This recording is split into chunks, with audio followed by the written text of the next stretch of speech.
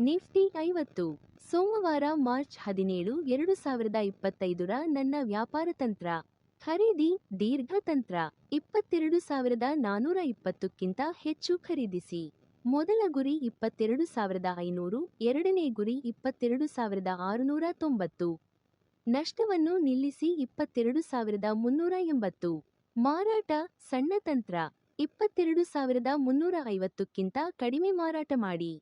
ಮೊದಲ ಗುರಿ 22,260, ಎರಡನೇ ಗುರಿ 22,160, ಮೂರನೇ ಗುರಿ 22,005. ನಷ್ಟವನ್ನು ನಿಲ್ಲಿಸಿ 22,400. ಹಕ್ಕು ನಿರಾಕರಣೆ. ಮೇಲಿನ ಮಾಹಿತಿಯು ಖರೀದಿ ಅಥವಾ ಮಾರಾಟದ ಶಿಫಾರಸು ಅಲ್ಲ. ಷೇರು ಮಾರುಕಟ್ಟೆಯಲ್ಲಿ ಯಾವುದೇ ಸ್ಥಾನವನ್ನು ತೆಗೆದುಕೊಳ್ಳುವ ಮೊದಲು ದಯವಿಟ್ಟು ನಿಮ್ಮ ಹಣಕಾಸು ಸಲಹೆಗಾರರ ಸಲಹೆಯನ್ನು ಪಡೆಯಿರಿ. ಧನ್ಯವಾದಗಳು.